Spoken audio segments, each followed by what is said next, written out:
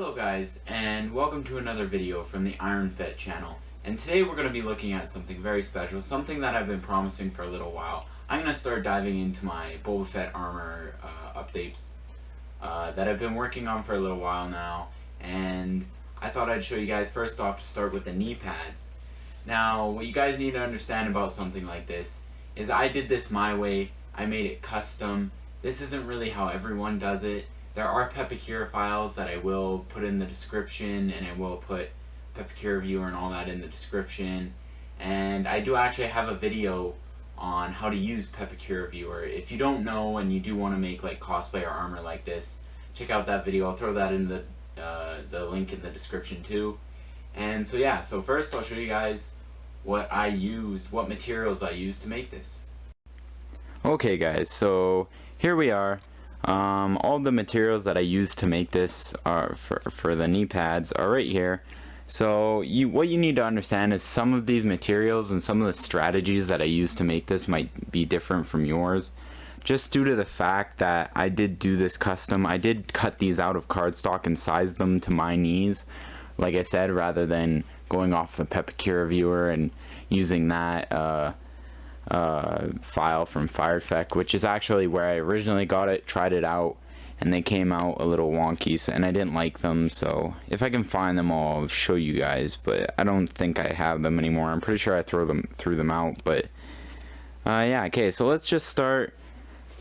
I have the Bondo brand fiberglass resin and the Rust Check reinforced fiberglass.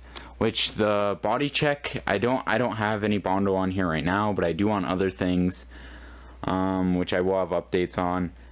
But I chose this one because it is like a little cheaper, the Rust Check, and it does work really well. It was like, I think it was like $10 cheaper than the Bondo brand, and every time I went to the store, they only had the giant things of Bondo, which is not what I could afford at the time, so I got this, which was like 20 bucks. The resin was around 25, but I also have resin matte now, which was around $7. So, and the resin matte works fairly good. You just gotta have a lot of resin for stuff like that. But yeah, so with the resin, so that's the Bondo. I think it says like stage 2 or something. Yeah, it says stage 2 up in the top right corner. And I ran out of resin hardener, so I need to get more of that. And then this is the Bondo. And then to go with your resin, you're going to need a face mask or a respirator, which this is turned for some reason, but don't worry about that. I have the actual Bondo sanding filters, which are like, I think like the second best filters that you can get for this thing, which I actually got for free. But the mask I paid 20 bucks for through a auto body class I had, so not that bad, and it doesn't really matter, I guess. The 3M ones are really nice, but you can get other brands. As long as they're not too cheap and they work, you'll be good. So yeah, there are the filters. I don't know exactly what kind of filters they are, but I can check and have that in the description. But yeah, I'll see if I can throw that in the description if I can find out. But then I have brushes to use to apply the resin. Then you also need gloves, which I actually have back here. Mine are really dirty and mixed with the fiberglass mat. So this is the fiberglass mat in here, which I only used on one thing so far. But you're going to need like latex gloves and stuff, because you do not want to get this resin on your hands like at all. It's not good for your skin and not good for you. Plus breathing it in isn't very good. Then a pencil for drawing this out. So remember, this is the way that I did it. You might do it differently. Then I have a ruler for measurements, which actually has Bondo on it at the moment, because I was using that to apply some Bondo. And handy dandy pair of scissors. And then hot glue gun. Now, hot glue guns, you don't need any fancy hot glue guns. I know this is simple and kind of like a no-brainer, but you don't need any fancy hot glue guns. Like, this is a dollar store one, and all my glue sticks have been from the dollar store, and it works. Like, I've been using it for almost half a year now, and it hasn't broken, hasn't stopped working, hasn't like messed up on me. So I think it works fairly good. So everything here, this is what I used to make this. Some of it I haven't used, like the Bondo, which is going to be updates on this, but this is what I have right now. So yeah, let's dive into this. Okay, so now we're here with the knee pads. Let's just start with, well, what I made it out of. So I made it out of cardstock paper and cardboard and a bit of, now you can see there's that kind of circle silver part right where the curve of this is, which is right there. That I actually got from a iced tea container. I just kind of cut it out, which I used a lot of that actually for my jetpack too. So it was kind of handy around the house because I was trying to get a lot of it for my jetpack. So I did that on both. It just kind of reinforces the curve and stuff and keeps it kind of together. Like the curve ain't going nowhere, and it's really really strong and durable. But what I used is the cardstock paper. Now I'm going to explain something. Cardstock paper is not regular paper. I thought that when I started the Armour, and I actually ended up making my Iron Man armor out of regular paper. I know it's a big mess up, and I know I should have done my research, but then that screwed up because resin, it couldn't hold resin, it couldn't hold glue, it kept falling apart, it was ripping. It was not fun. So get yourself some cardstock paper. It's semi-expensive. It is a little pricier than construction paper or regular paper because it is kind of like a high-end craft paper. But it works really well. Like once you start getting into it, you can pretty much use cardstock paper to do anything, such as custom stuff like this, which is how I made these knee pads. Now what I did is I just I'm actually gonna make a video on how to like make do-it-yourself like Pepakura cardboard, and maybe even a mix video, which is kind of like what these are. But what I did is I just kind of sized myself up, did a couple measurements like around the knee, and took a measurement, like a measuring tape that you'd put around your body to like measure clothing and stuff, and I put it around my knee and kind of spaced it out a little bit more because, you know, these aren't going to be skin tight. And then I went ahead and I cut out the thing. I actually had to do a couple cuts. Actually, the first one came out pretty good, so I just had to up the size a bit. And then I kind of just curved it around my leg and checked if it fit well.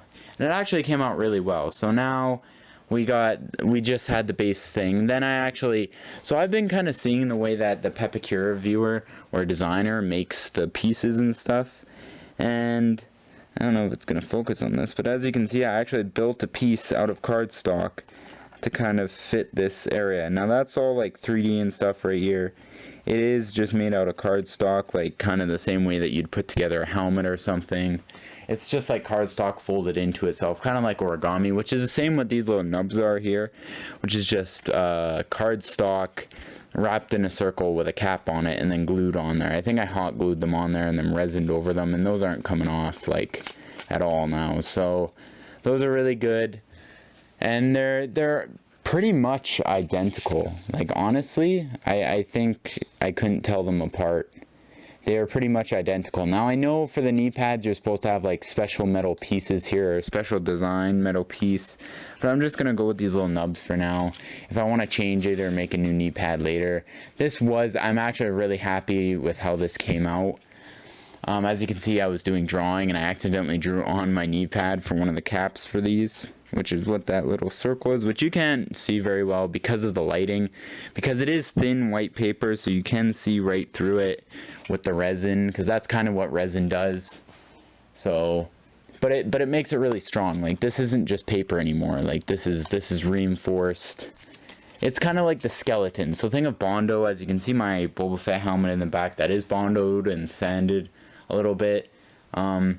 Resin is like your skeleton. Bondo is like the skin of it. It's what kind of gives it a thickness, right? Resin is just kind of like a skeleton to hold it all together, which is also what I did for these cardboard pieces in here. It's all hot glued to the cardstock paper. It's all just pieces that match certain parts of it just to give it some reinforcement. So I just kind of cut like certain pieces out with what I had, just spare cardboard that I had around, which, yeah, it came out really good. Like as you can see, there's little chunks of hot glue, but then I just glued this all together, made the kind of curve in it. And then, yeah, and then I just made this, because this little piece was really flimsy and it wasn't staying together well. And like the joints here weren't staying together well, so I had to reinforce that. And it's fairly good. Like, I can like throw it around a bit and it ain't like nothing's happening to it, right? So you want to be able to have a bit of like durability to your armor, because like if you do wear this, or even if you're just going to put it on display or have it as a collector's piece, or even if like armor is just your hobby and you enjoy making stuff, you want it to like be built to last, because you don't want to build it and then it breaks on you and then it's like, oh well that sucks, because that it's kind of a waste. Like, you put all this time and effort into this and you want it to last. So yeah, it's the same here. I'll show you guys both of them at the same time, what the cardboard innards look like. Now, there you go. Now, as you can see, they're kind of just really similar, but they didn't come off identical, because like I said, this is all custom and stuff. So it was a lot of work. But actually, I'm pretty sure I did this whole thing in kind of a day, other than some of the drying. Well, the resin I had to do on a different day, but that's always its own thing in a day. But yeah, it was fairly easy once you get the hang of like working with armor and the kind of stuff that I've done. Like, you can see in the background, you can see my couple helmets. You can't see the rest of my armor pieces, but I do have a video on it, so check that out if you want to see just the Boba Fett side of things. Like I said, I'm going to be updating for my Iron Man and some other stuff that I've made over the years.